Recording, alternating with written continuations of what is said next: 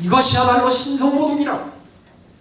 그래서 사내들인에서 그에게 어떤 형을 내리는가 하면 사형의 형을 내리게 됩니다. 이제 산헤드린에서 그들이 사형의 제목을 발견하고 그 다음에 이제 그것을 어디로 가게 되는가 하면 로마의 법정으로 이제 가서 신속하게 이것을 처리한 다음에 신속하게 예수를 이제 제거하게 하려고 그들이 노력합니다. 그래서 오늘 읽은 이 말씀은 바로 날이 밝지도 않았는데 새벽에 예수님을 누구에게로 데리고 가는가 하면은 이제 빌라도의 법정에 예수님을 세우게 됩니다. 오늘 우리는 예수님께서 재판받으시는 장면, 어떠한 죄로 사형을 십자가의 형을 받게 되었는지를 우리가 자세히 이해하고 살펴보는 일은 우리에게 필요한 일이라고 생각이 듭니다. 예수님은 죄가 있어서 십자가에 달리신 것이 아닙니다. 여기 오늘 빌라도가 이야기했습니다.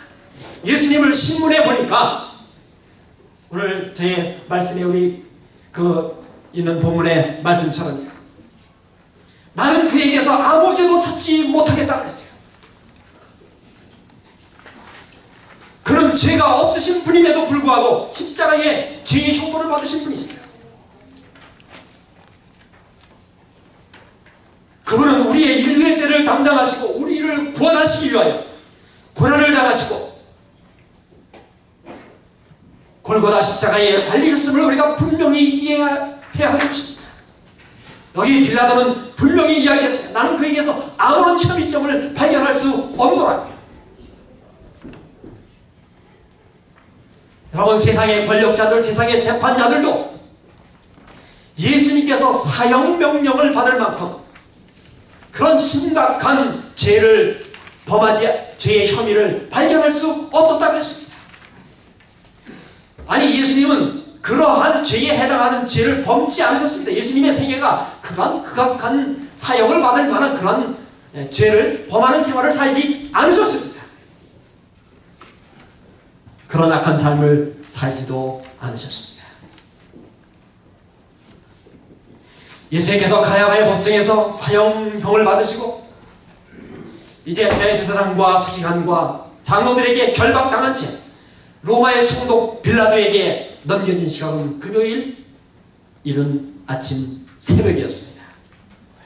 이제 산헤드린에서 사형을 받았고 이제 로마에 의해서 사형죄가 확정을 받게 되면 예수님을 사형에 처할 수가 있게 되는 것입니다. 그것이 그들의 목적이었습니다. 예수님은 죄수로 포박당한 채 로마 총독 빌라도의 재판정에 서셨습니다. 새벽인데도 불구하고 수많은 사람들이 모였습니다. 그런데 거기 산헤드린 재판관들, 제사장들, 관원들, 장로들은 그 재판정에 들어가지 않았다 그랬습니다. 왜 안 들어갔습니까? 만약에 거기 들어가서 사형하는 데 가서 그 재판에 참여하면 6월절 만찬에 참여할 수가 없었습니다. 그런 일은 의식적으로 부정한 일이었습니다. 그러한 일을 한다 하고 다른 사람 죽이겠다. 이유는 어쨌든 사형시키는 그런 일에 관여하고 재판정에 관여하고 6월절에 만찬에 들어갈 수가 없었습니다. 그것은 그들에게 부정한 것이었습니다. 그래서 자기네들은 어떻게 해요? 먼저 예수님은 빌라도 법정을 보내고 자기네들은 그 바깥에서 서 있었습니다. 6월절 양이신 예수님을 지금 사형시키려고 하는 그런 마음이 아주 충만한 채 있으면서 그러면서 6월절에는 6월절을 더럽히지 않겠다고 하는 그들의 마음이 얼마나 우습습니까? 마음속에는 예수님을 꼭 죽여야 되겠다고 하는 그런 마음이 가득 찬 채로 말이에요. 겉으로는 어떻게 해요? 자기를 더럽히지 않으려고 빌라도의 법정에 들어가지 않는 것이었습니다. 여러분, 우리의 마음속에 그러한 마음이 혹이 있은 채로 우리가 하나님 앞에 예배드린다고 하는 것은 의미가 없는 것입니다. 6월절 양이신 예수님을 잡아 죽이고 6월절에 참여할 때 무슨 의미가 그 가운데 있겠습니까? 아무런 의미가 없는 것입니다. 여러분, 때는 새벽이었어요. 새벽에 그들이 그들은 이미 폭도가 되었습니다. 그들이 데리고 예수님을 빌라도 법정으로 데려갔어요. 사실은 이제 일과 시간이 시작되지 않은 때입니다. 그러니까 빌라도가 예수님을 이제 끌고 왔을 때 잠도 아직 이런 기상 시간도 아니었어요. 그래서 아마 이 빌라도가 거의 작업바람으로 나왔을 겁니다. 여러분, 한참 아직 잘 깨지도 않았는데 누가 전화를 걸어가지고 말이에요. 네? 그러면 어떻겠습니까, 사람이? 네. 침실에서 급히 물려나왔습니다. 그래가지고 아직 잠도 들 깼는데 말이에요. 그 재판에 요청이 오니까 이거 빨리 끝내고 다시 가서 이제 자고 싶었습니다. 속전속결할 그런 마음을 가지고 있었습니다. 그래서 그 끌려온 죄인을 볼 때 아주 혹독하게 내가 빨리 혹독하게 해버리고 그냥 끝내야 되겠다고 생각했습니다. 아주 몹시 엄한 표정을 가지고 도대체 누구길래 이 꼭두 새벽에 자는 사람을 불러내는가? 아마도 이것은 유대인들이 아주 급한 케이스이기 때문에 이렇게 온 것 같다고는 생각을 했습니다. 그래서 빌라도가 기분이 별로 안 좋았습니다. 이게 뭐 정식 아침 먹고 그 다음에 이게 이 일과 시간에 이게 된 게 아니라 이 새벽에 자다가 이게 깨서 나왔는데 말이에요. 와보니까 두 무리가 거기에 있었습니다. 거기에 아주 대조되는 두 무리가 거기에 있었습니다. 하나는 고소인이고 하나는 피고소인이었습니다. 예수님께서 거기 계셨고 그 다음에 그를 고소하는 자들이 거기에 있었습니다. 빌라도가 그 둘을 다 쳐다보게 되었습니다.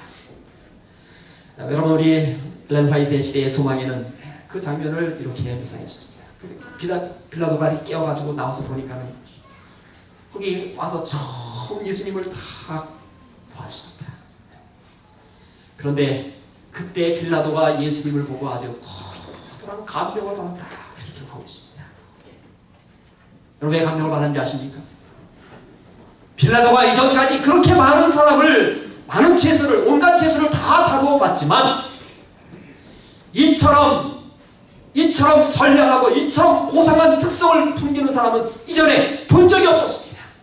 여러분, 대개 죄수로 잡혀오는 사람들이 어떻습니까? 재판받기에 죄수로 오면요, 두 가지 케이스입니다. 어떤 사람은 그냥 내가 잘못했으니까 나를 좀 선처해달라고 그런 사람이 있는가 하면 아예 포기하고 어떻게 배째라, 될 대로 되라, 그냥 독이 머리 끝에까지 올라가지고요.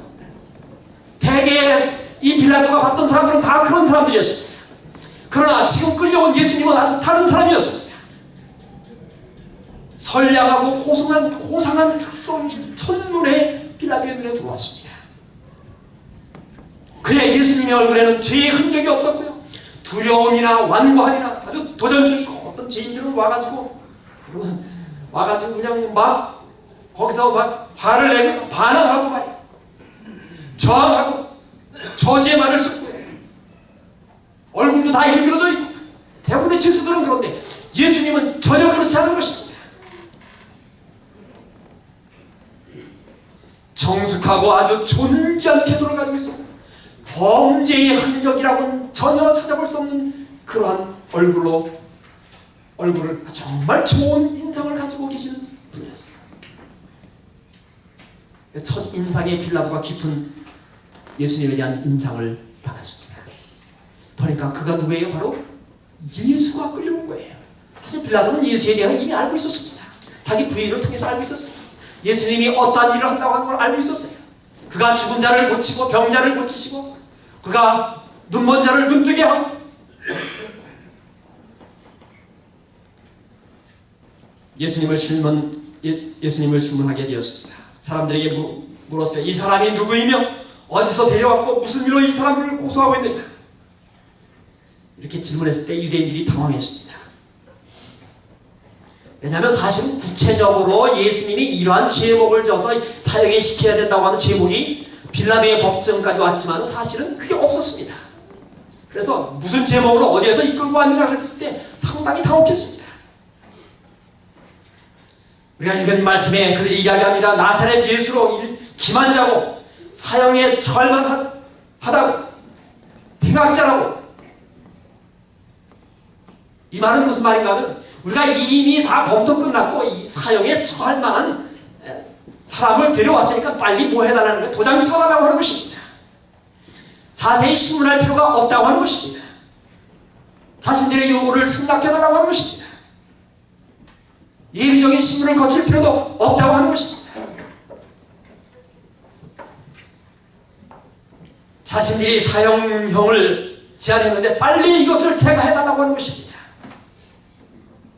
사실은 이 빌라도가 여러분 그냥 그래? 그럼 그냥 도장 꾹 찍어서 그냥 그렇게 할 것으로 기도했었어요. 왜냐하면 여러분 이 빌라도의 성격은 아주 우유부단한 사람이었어요. 그리고